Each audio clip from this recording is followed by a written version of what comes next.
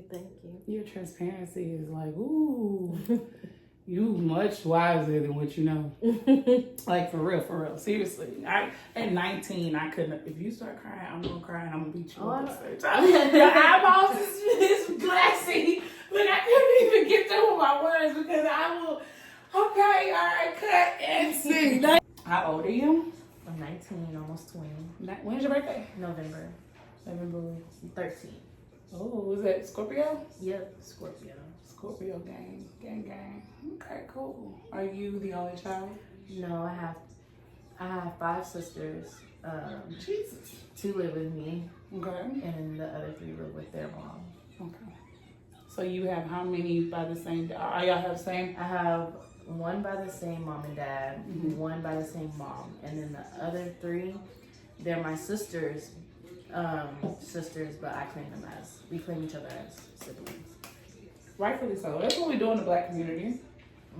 We always like, that's my sis, that's my this, that's my that. Yeah. There's nothing wrong with that. You can open your eyes. You want to. Okay. And so how old are your siblings? Or how old is the youngest? What's the age range? Youngest, Aria, she's 8, and then my oldest, Andrea, which is, I want to say she's 16. She's 16, yeah. Okay. You know she's gonna be mad because you remember her age. I got it right. Okay. First try. That's good. Okay. Well, so how many lived in the same house with you? Just 2. Just 2. Just Aria and Andrea. Okay. Yeah. And how was that? I liked it. Me and Andrea, obviously Aria is a bigger gap than me and Andrea, so we grew up like, since we're close in age, more like that's like closer. And then Aria's like young and gets whatever she wants. So She's what? She's more like, I don't know. Aria, spoiled brat. Yeah. You can say it. It's okay. She's just spoiled. Yeah, she's spoiled. I think that as parents, we tend to parent different to the youngest because we're different people. Yeah. Who I was when I had the twins is not who I am or who I was when I had Dylan. If I had a child now, that would be a totally different experience, but we'll never know. Because I ain't having no more kids. Yo, the lighting on here. Can y'all see me? Y'all don't need to see me, but I look like I got black eyes because of this hat. I'm going to just keep the hat pulled down. Focus on her. Don't focus on me. Yeah. All right. So what is the best part about growing up in a Black household? The best part, I would say, I guess, the culture. Like, I feel like for the most part, like, my family was really, when it comes to like my mom's side, we're really close. Like, they're always having fun, always partying. The cousins, growing up with all like my cousins, going to like the family like gatherings and like hanging out with all the cousins every once in a while, going on family trips, stuff like that. Y'all stayed on the road. Yeah. Yeah, we always road trip. It's become more frequent now that like we're older. Y'all go more. Yeah, we have a bigger family trip coming up in September. Okay. So you like traveling? Yeah, I like traveling, especially with my family.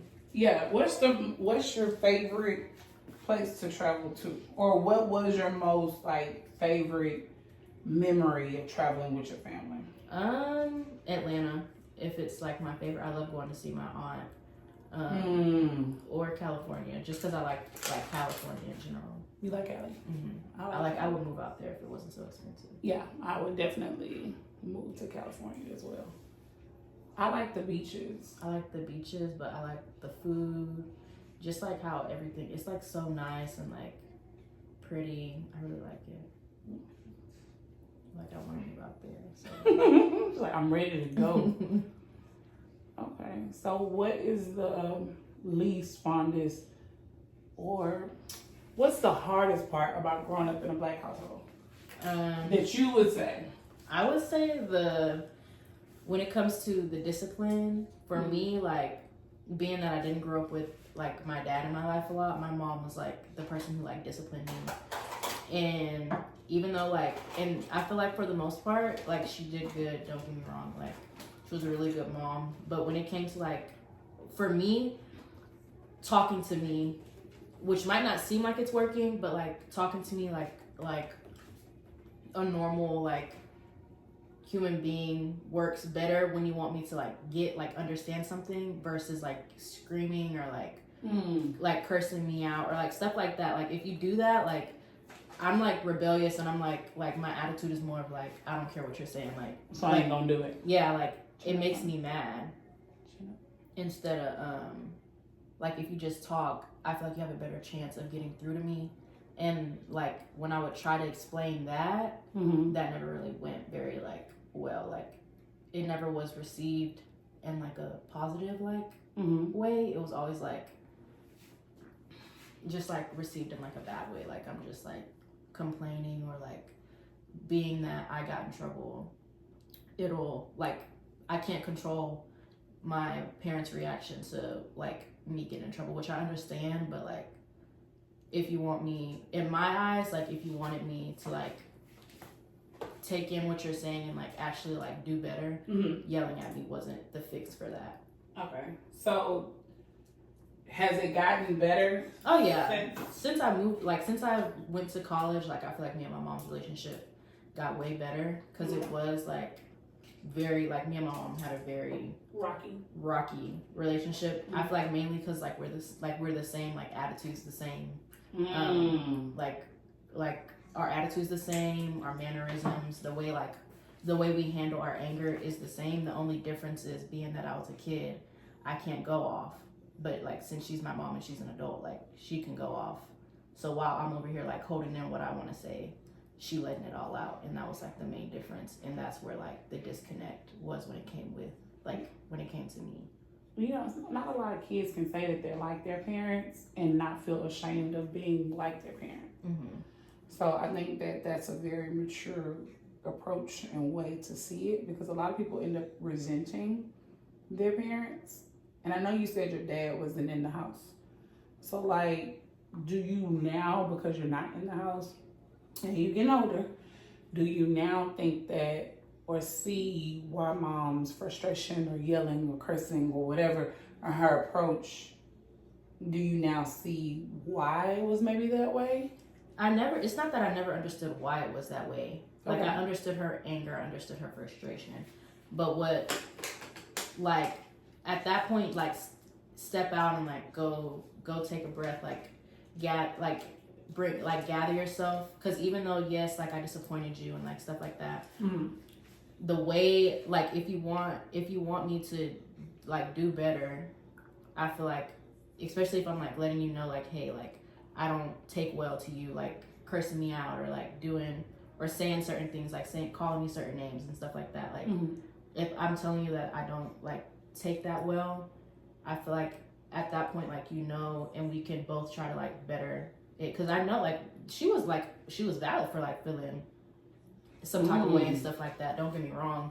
But I feel like it could have been handled a little better. And we always like butt heads with like that still like till this day, like with like my other siblings and stuff. Just like how she handles it. Yeah. Not that it's wrong, but just the fact of the how. Yeah. Like, okay. Yeah. But that's, I mean, you might not realize it, but that's a very mature perspective. A lot of people aren't able to see it like in that way of, okay, she's valid for how she feels. It's just the approach is not easy, or what I would prefer. And a lot of people can't do that. So you really got to give yourself grace and credit for being able to say like, hey, I understand, you know what I mean, that I was wrong, but I just want you to look at it in a different angle. Yeah. Especially with like I knew like my attitude is like really bad, especially when people like, I know like what I done was probably wrong, like don't get me wrong. But like when you come at me like defensive and like very like attitude defensive, like everything that you're saying is going out in one ear, not the other, and then I start saying what you want to hear. like I'm not gonna say how I really feel. I'm just say what you want to hear to end the conversation, and that's how it was. You just shut down. And that's how it was most of like my childhood, like growing up when it came to when I was getting in trouble. Like I would just like say what she wanted to hear because obviously like that's the quickest way to get the conversation over. And like obviously if I say like anytime I would try to voice it, it got turned into like disrespect or like what I felt was invalid.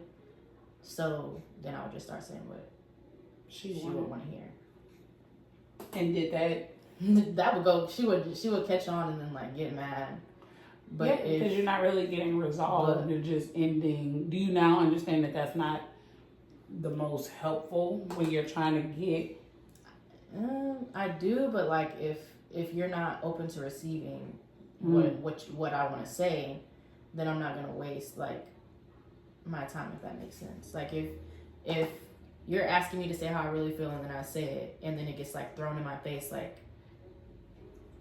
I'm not like that doesn't make me want to open up and like tell you how I feel. Okay. So what do y'all do now? I feel like for the most part we honestly don't like. I don't really get in trouble anymore. Like we kind like the relationship that we have now is more of like I guess you could say like a friend, more like a friendship, I guess. Like I don't really get in trouble, and when I do, like there are times where she does like fuss and stuff, and I feel like since I don't live there during the year, like when we are mad we kind of just don't talk to each other, and then like it kind of just blows over, and then like. But is that healthy? No. No.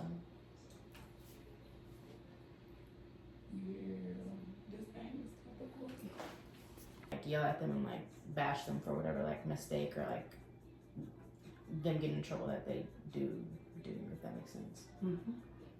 And I think when I was your age, I had all these high hopes of how I was going to do parenting, and I honestly think we all do, right? I think we all like, I'm going to do it different, I'm going to do this, I'm going to do that, and I think that a lot of that frustration or that method of what you saw maybe from mom can sometimes that weight can come from the outside things. Like I know you mentioned your dad wasn't around. So maybe putting yourself into the perspective of when I have children, you know, I hope to raise them in a 2-parent household. Yeah. But no one can actually say that that's what it's going to end up being, because you could do all the right things and then somebody can pass away or, you know, God forbid, go to jail or whatever the case may be. And so that can change your stress level in parenting. And I think that we really have to, when you're a child, because I had to go back and look and say like the things that I didn't like, my mom probably didn't like either. But she just didn't have the resources to understand what to do differently in that way. Yeah. So with that being said, like, is it really a her thing? Or was this, and not to say there's no excuse for it, because we all make decisions, but what were the outside factors in this? Like what was going on? So like where was that? Or how was your relationship with dad? Because your relationship with dad could be different than your mom's relationship with dad, which could then play a part to the child, because the child suffers in the end. It's not really the parents that have to suffer, it's the child. My relationship with my dad was pretty much like non-existent. Like he had more of a relationship with my sister Andrea, who isn't his like bio kid, than we did. I always had like a hate for him, which I know is a strong word, but I mean, at one point, I'm sure there was a relationship, but once I feel like at like 2nd grade, which I feel like is pretty young, is where like the disconnect between us came, because he would either be in jail, or when he would like come home from jail, it felt like my life was like in shambles every time. Like no matter, like every time he would come home, my life would be in shambles. And so I made that connection that when he's in jail, my life is good. When he's home, my life is horrible. Like, so when he would come home, I think I had like that anger, so much anger towards him that like no matter what he did, like I wasn't feeling it. Like I wasn't feeling that. So that is young. That is very young. So like second grade, you're what, like 8? My sister's 8 8? right now. Yeah. And Andrea's 4 years younger than me, and I assumed that they had such a good relationship because she was so young. She didn't see it. Like she didn't see how like bad of a person he was. Like obviously you're a kid, you don't see stuff like that, but I saw it. So obviously me and my dad's relationship suffered because of that. And then being that my mom did like take care of me, I rode for my mom. So like when he would like mess with my mom, I didn't like that, so I would retaliate against him, which she also didn't like. She didn't like you retaliating? He didn't like it. Oh, he didn't like it. He didn't like it. See the thing with that, and this is where like me and my mom, like I had a disconnect with like my mom for a while because I felt like now I realize that like she was just young, and like when you're in love, you kind of just see things like with rose-colored glasses. But like back then, I just felt like I just felt like you deserve so much better. Like how do you not like see that? Like how do you not see like the things in the second grade you felt like your mom deserved better? Like wow. I would be like in my room, they would argue, and so I would be like, me and my sister shared a room, and like I would be in my room and like you can hear it obviously. And like my sister would like lay there and like kind of just ignore it while like I'm like sitting there like waiting on it to like progress to something more. And when it would, I would obviously walk in and like threaten him, and like a second grader, third grader going in there like I'm threatening to hit him, like and so I felt like my mom's like protector. Like I was the one that was heavy. And so in the moment, like I wouldn't get in trouble, obviously. They would just, usually he would leave once I come out and like say like, oh, like if you do this, I'm gonna do this, like, and he would usually just like leave and like be frustrated, and like I really wouldn't hear anything about it until the next day. Usually I felt like it was usually like after they talked and he like, she needs to stay in this child's place. So usually I would get like a talk like, you need to stay in a child's place, which is valid, but in my head I was trying to help you. Like that's how I felt about it. So when it got to a point where like once I got like kind of tired of the same thing, I like the anger became to not only him but my mom, because I felt like he was turning her against me.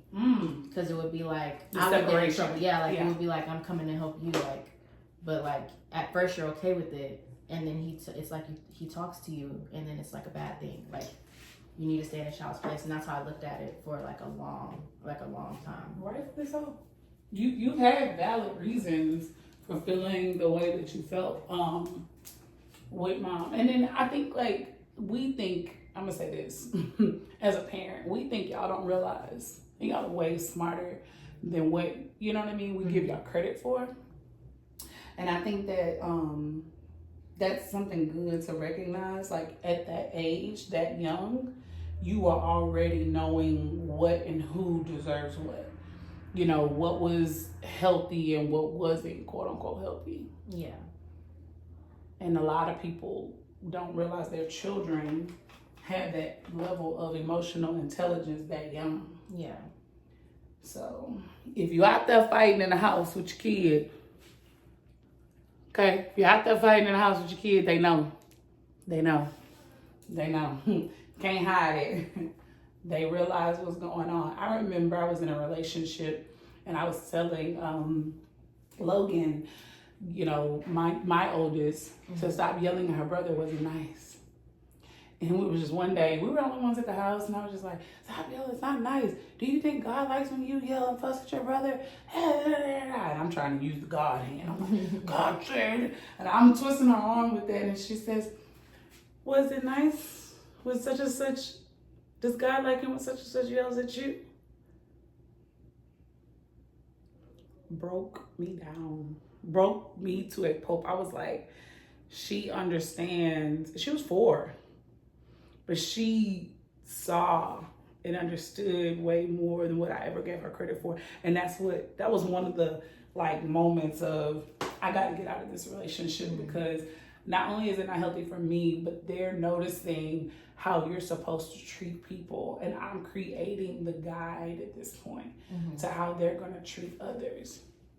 And so if I stay, that's going to be the example. Yeah. So do you think that your relationship with your dad, like now, are you dating? No. Okay, but when you do date, or when you have dated in the past, you dated. Girl, you dated. You dated. Have you? I don't want to put it in here. If you haven't, then I don't count it. No. You don't count it. Okay. Well, when you began dating, what would you tell yourself? Like, what would be the change for you? Look up for me. Like, are you asking like, how would I be different? Like how will what you saw in the 2nd grade play a part in a role for you?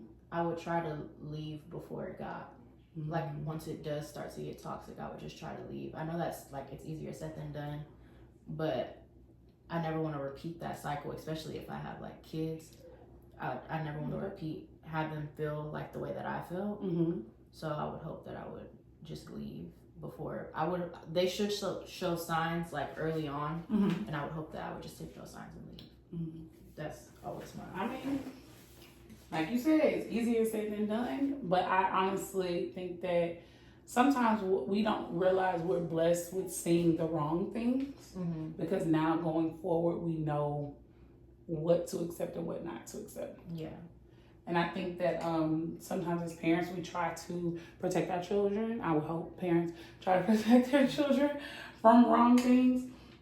But I realize some of the wrong things help mold them. More than showing them all good. Because if I show you all good all the time, would you know how to adapt when things are bad in your own personal life? Because nobody's life is perfect. Yeah. And I think we have to really just get to a place where we accept where we are, accept that, we're doing the best that we can by our children. Look up. But it might not always, feel that way. But it's gonna be good. It's gonna be good in the end.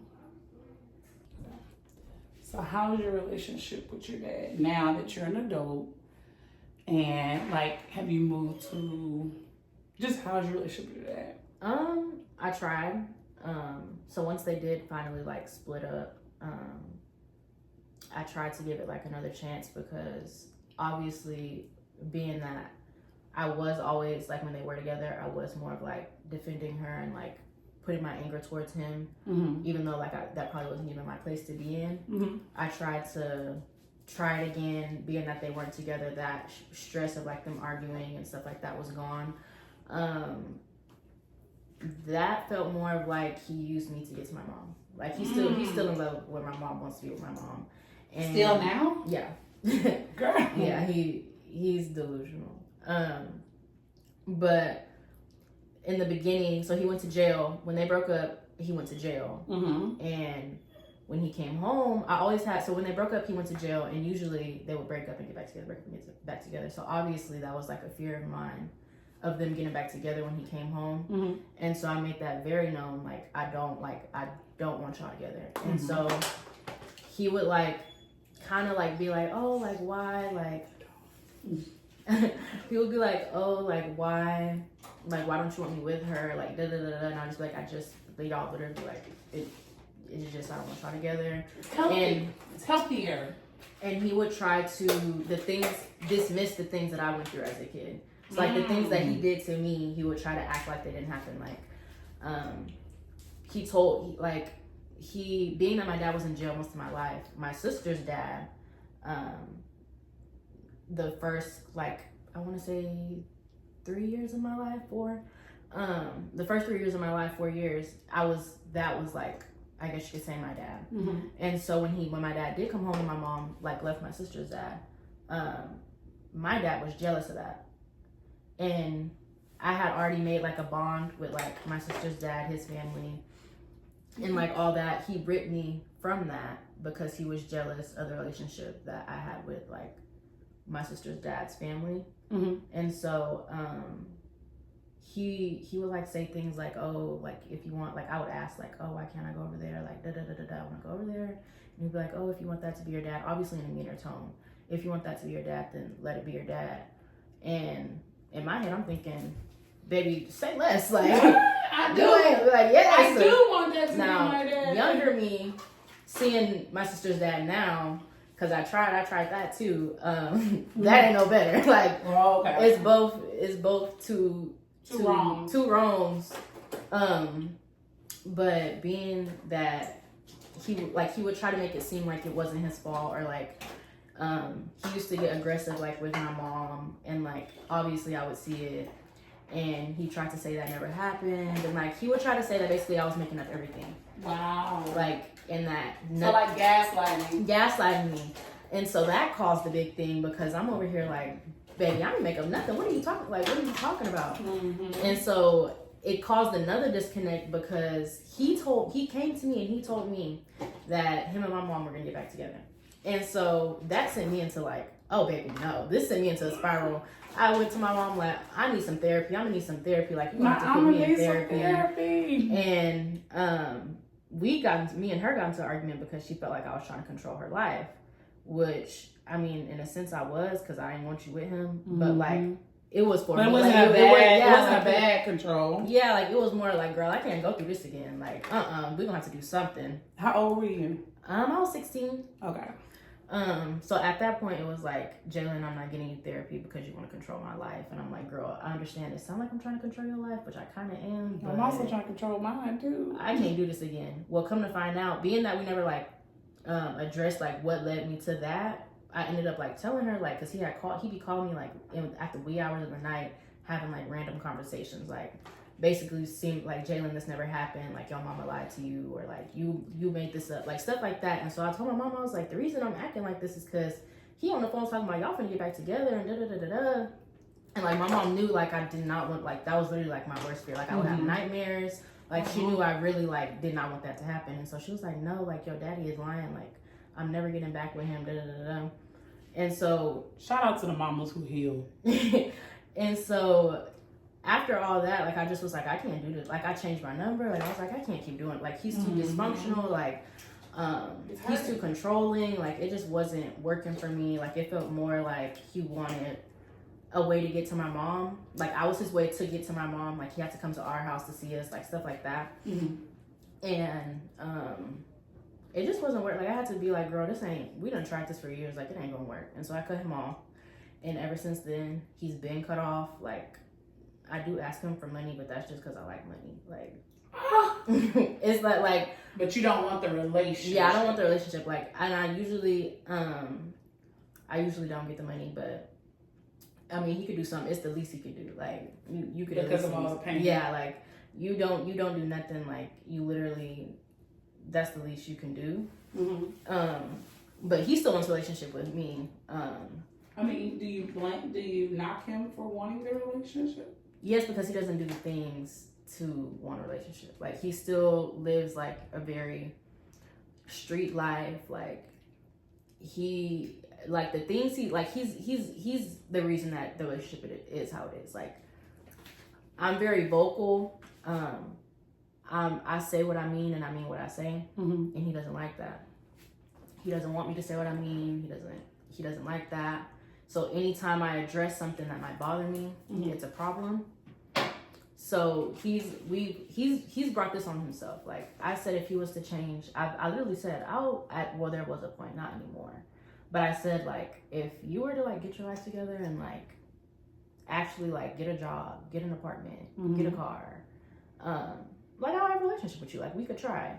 Now, obviously that ship has sailed. Like, baby, I'm over it now. But how old are you now? 19. So this is 3 years ago. He was calling you in the wee hours. Mm-hmm. You was mad about that. And then now, at 19, you're completely over it. The door is closed. You don't ever... No. Have you had therapy since? No. Have you ever been to therapy? No. I probably need to. No, I go to therapy. I mean, I do. I want to. It's just something that... You haven't done yet. Yeah. So cheers to the new goal. of going to therapy at some point. I mean, even if whatever your definition of healing is, I think that's the ultimate goal, is that we just need to heal, whatever that looks like. I can't say what healing would look like for you, whether that be going to therapy, whether it not be going to therapy. I don't know. I just think that 19 is a very young age, given that I'm auntie age now, having to accept that I'm auntie age. But 19 is a very young age, and a lot can happen between 19 and 37. Yeah. And if at 19 I was to, because I cut my parents off, both at some point or another. I think we all have gone through that. Unfortunately, that's very common in the Black community. And so for me, cutting my parents off looked different, right? And obviously we've gone back and forth with that. And through therapy, I've learned that sometimes you have to give people a place to reside. Like, for instance, you have a close friends on Instagram, you have a public view. And sometimes you got to give people access to your public view because of their relationship in your life. And just because their relationship doesn't mean they have to have access to you directly. You're not going to be in my close friends. Mom would probably be close friends, right? Yeah. Your mom. Because y'all have since gotten in a better relationship, better place. But that will probably be in public view. You find out things when everybody else find out things. I don't owe you anything. If anything, you need to be trying to repair this relationship as an adult. And then I realized some people don't know how because they're so unhealthy. Yeah. And so I might not want you, quote unquote, in my life, but I also want forgiveness to set me free. Yeah. I just don't want to be walking around with this harsh reality, or like you said, I hate. That's heavy. You know what I mean? That's really, really heavy. Hate is such a heavy word, but it's sure true. So I think that healing at this point is just the ultimate goal. What you think? I agree. I hope that I'll heal soon, but right now. You're gonna heal. It's gotta happen. Healing is your portion. You gonna heal. Yeah. It's just timing wise and what you choose to want to deal with. I think the best part about this is that you're just self-aware about it. Yeah. Like, I don't like this. And you're vocal about it all. A lot of people keep things in and they bottle those emotions up. And you got to a vocal point, and you're doing better than a lot of us. Trust me. I know. Because at your age, I wasn't vocal. I was going with the flow and giving people access to me just because they were my such and such. And that shit is not healthy. I was risking my peace for the sake of other people. I ain't doing that no more. If you want to be here, you need to deserve and earn a spot to be here in my life. Whatever that looks like. Because not everybody can sit at the table. Yeah. But my table could be in the same restaurant with your table. You just can't sit at mine. You just can't sit at mine. And I'm okay with that. And I don't mean no harm. But I don't mess with you. I mean, it's the truth. Like, I just don't mess with you. So now your sister still keeps a relationship with your dad? Yeah. Which one are you talking about? The middle one. No, absolutely not. She's grown up and realized now. Yeah. That ended once they broke up. I think by the time that they broke up, she saw more of what I was seeing because she was at that age. So that ended very fast. Did that affect y'all's relationship? Like at the time, because when my sister was younger and like didn't know much, I had tried to call the cops on him, and his phone was like, he was in the room, they were arguing. His phone was outside. I called 911, and I had to go outside to look at the apartment number, and she went and snitched while I was on the phone outside with the cops. And so I was mad at that. But I had to realize that like she was just young, like didn't know any better. But from then on, I remember my apartment number. Like, you ain't got it. I got it now. You ain't got to worry. That is funny and bad all at the same time. Like, I know my apartment number. I ain't even got to go out here. I ain't worried about it. Because I know it next time. Because she wouldn't have it wasn't the fact that I was on the phone with the cops. It was the fact that I went outside. Well, that was her leeway. That was her open window to go and tell somebody.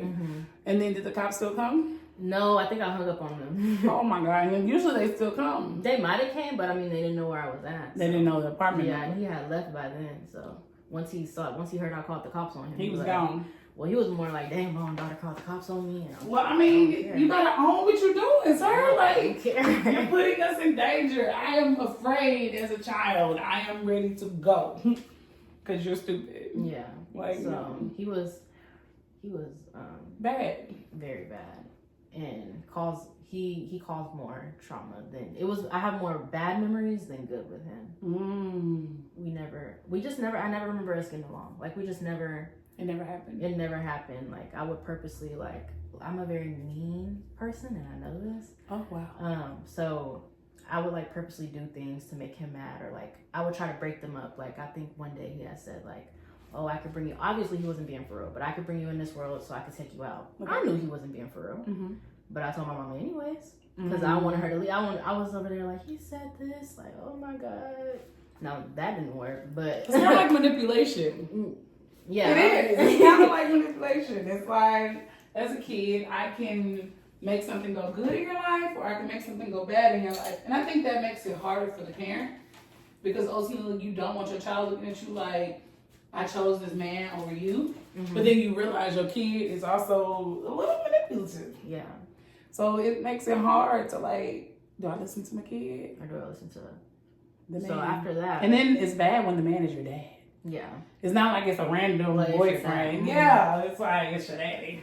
So like that, I used to pray every day that my mom would leave him. And it got to a point where I was like, well, dang, like, they saying pray, like, it'll get better. I done prayed it ain't getting better. So that made my relationship with God real, like, it got to a point where I was questioning, like, is it, like, I mean, dang, how long you gonna have me going through this? Like, it was from 2nd grade to, like, probably, like, 7th or 8th grade. Like, that's a long time. Like, yeah. In a kid's mind. Like that. Really, in reality, look up for me. That is a long time. Like, that's a long time to be, like, stressed out and, like, Ooh. Irritated. Like, how did you deal with stress as, like, a kid, though? Like, what did you do? Oh, I bottled it up. It got to, like, I would bottle it up. Nobody knew. My mom. So you would put on a face.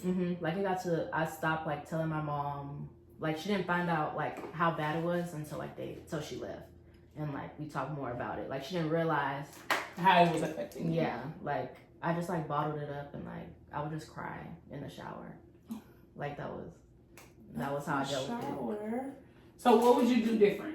Now being 19, if you could write a letter, if you could give your 8-year-old self a pep talk. I probably would tell someone. Like, I probably would. Like, because I don't think I could have stopped her from going through what she went through. But what I wanted at that, like, I would have told someone. Like, found someone to vent to, find someone, like, an escape.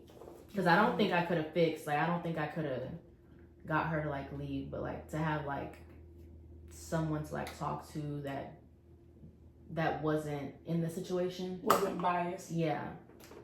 I think that would have helped, because I don't think I could have. The one thing I would change is them not being together, and I don't think that. Well, do you now feel like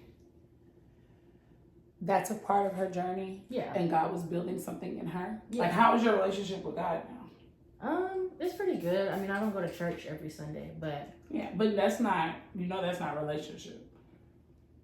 No. Going to church is not having a relationship with God. That's just going to church.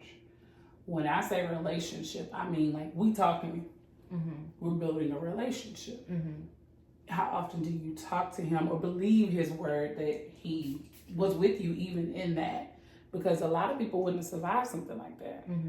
So you gotta know he was with you. Yeah.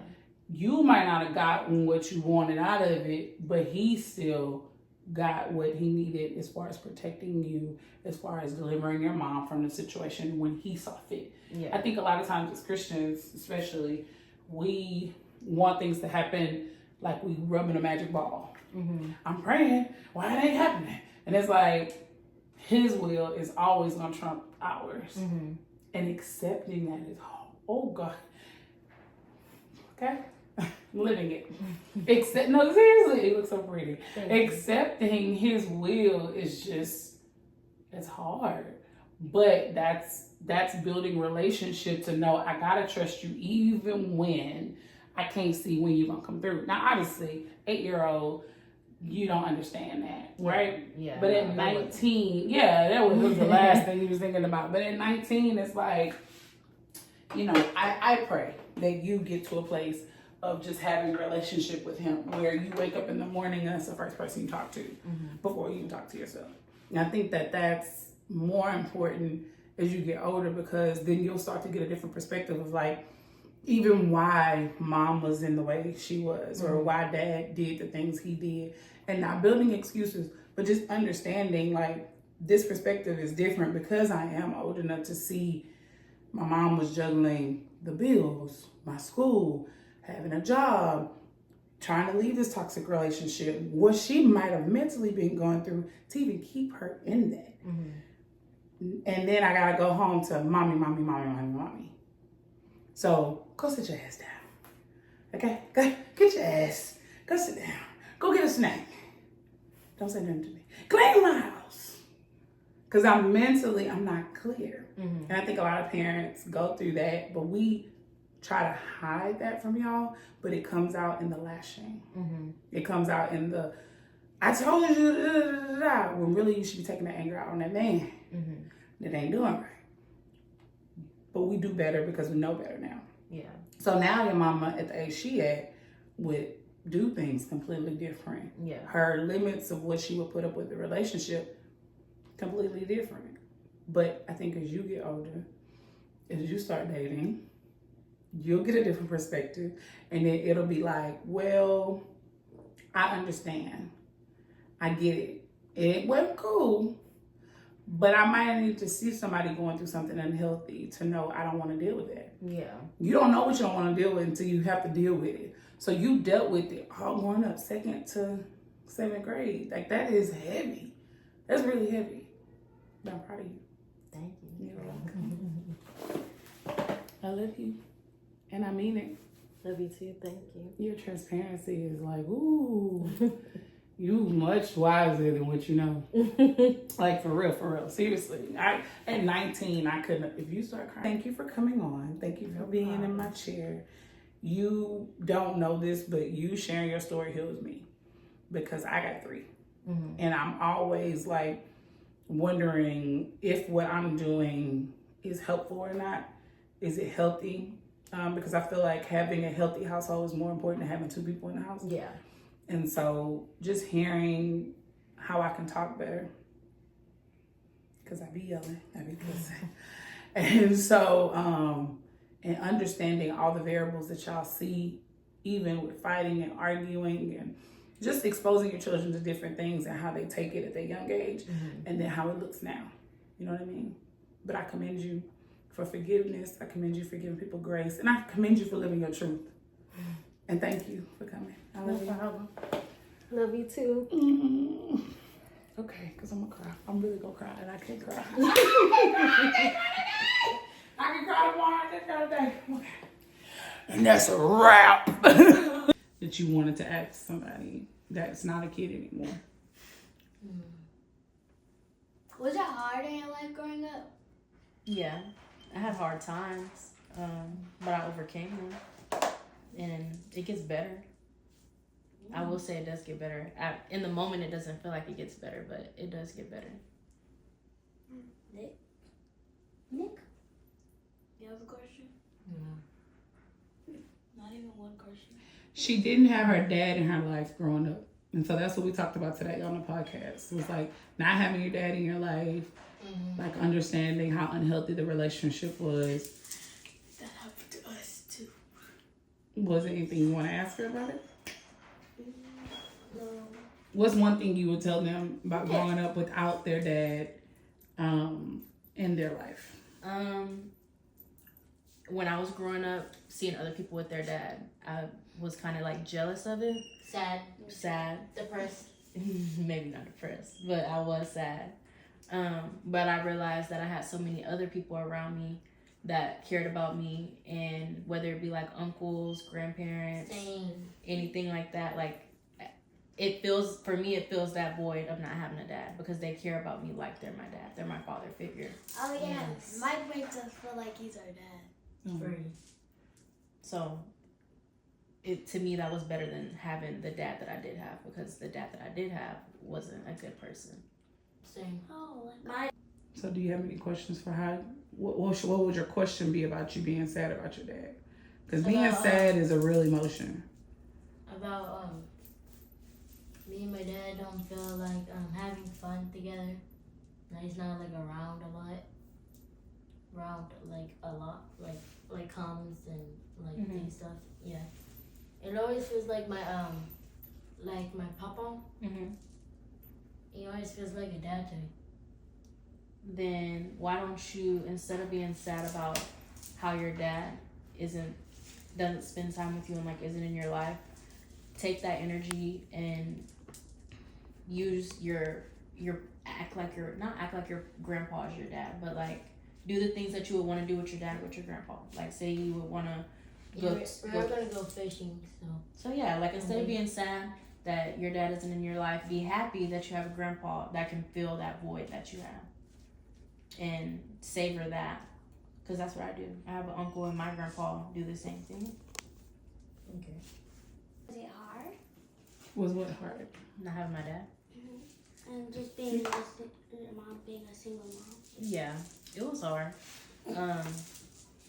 It was hard, but it taught me like a lot about like myself and what I would and wouldn't put up with when it does come to like guys and like dating. But it was hard, but it wasn't impossible. Like I overcame it. I'm 19 now. I don't need my dad. I realized I didn't need my dad. What I needed was a stable mom, and then a stable family. My mom's family, they're all really good people. They take care of me. I have a lot of men in my life that aren't my dad, but they show me how men are supposed to act and how I deserve to be treated. So I would, if I could tell my younger self something, I would tell her to not so much harp on the fact that my dad wasn't in my life, but savor the men in my life that do care, or women, the people that do care, because you're still going to be I'm in college, I'm a sophomore, I'm still very successful without my dad. I make more money than my dad, and I'm 19. So I'm still very successful.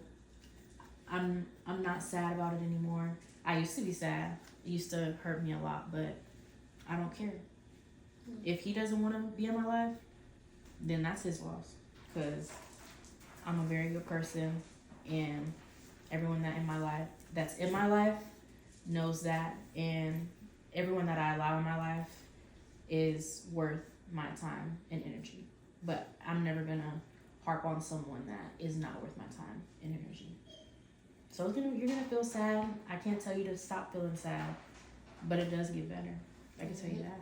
When you do let that go, it gets better. But that's a battle that you have to fight with yourself. Thank you. No I just thought in the restroom that when I feel alone every time when I'm in Memphis, I know that I know that every time when I'm alone in Memphis that that God and Jesus will always be next to me and stuff, like looking after me